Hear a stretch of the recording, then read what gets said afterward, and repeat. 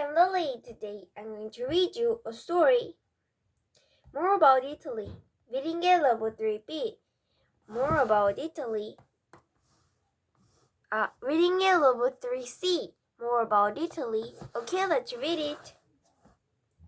Italy. What comes to your mind first when you hear the word the Italy?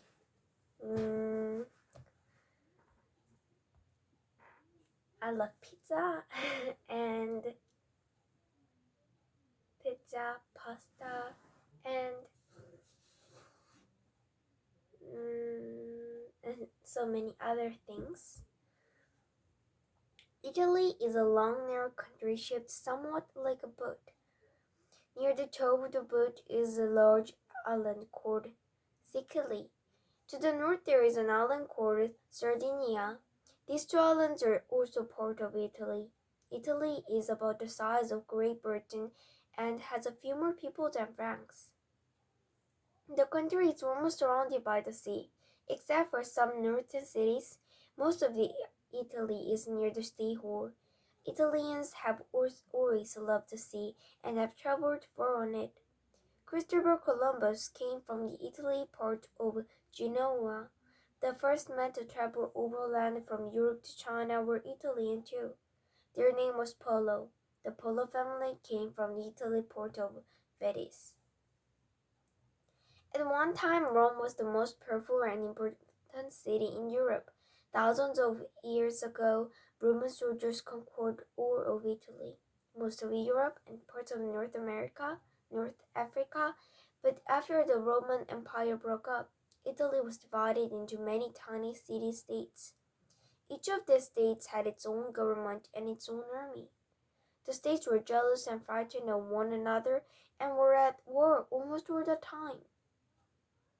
It wasn't until more than 10,000 years later that all of the Italy was united as one country under a king.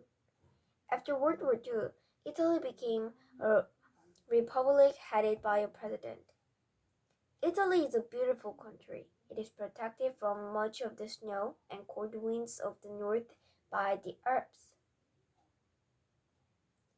the mountains that stretch across its northern border. The climate is sunny and mild, and its long coastline is one of the most beautiful in the world. Inland, among the flowering trees and olive groves, are ancient cities with museums, cathedrals, and old palaces. Tourists from all over the world come to visit Italy. The valley of the Po River, just south of the Alps in the northern part of the country, is Italy's greatest farming region. Wheat, rice, corn, sugar beets, and grapes grow in the region's rich soil. Italy is one of the world's greatest wool-producing countries. This region is also a great industrial area. Such manufacturing cities as Turin, and Milan are located here. The melting snow from the Alps feed the river, which rush into the valley, supplying water power. This power is used to help run factories in northern Italy, which make automobiles, motorcycles and bicycles, airplane and truck engines, typewriters, and many other things. Railroad lines and highways fan out from here to the rest of Italy and to all of Europe. The people who live in the valley of the Po generally earn good incomes. They live comfortably.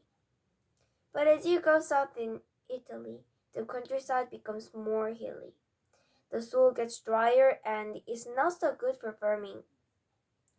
The climate gets hotter, and in general, people in the south and the islands of Sicily and Sardinia are poorer than those in the north.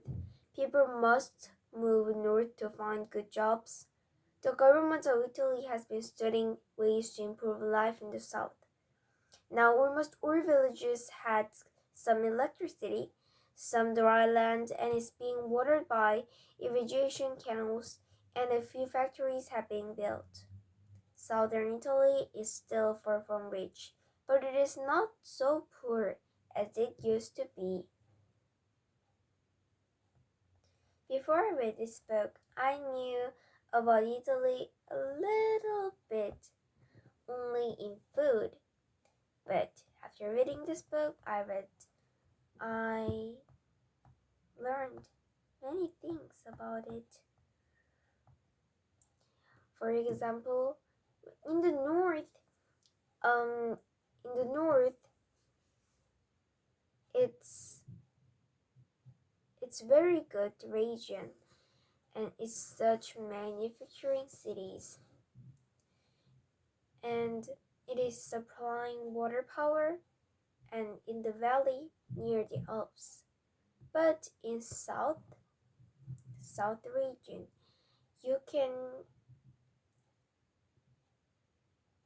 it becomes more hilly, and its soil gets more drier and drier, and the soil is getting drier, and it is not so good for farming. And so people must move north to find good jobs and to eat better.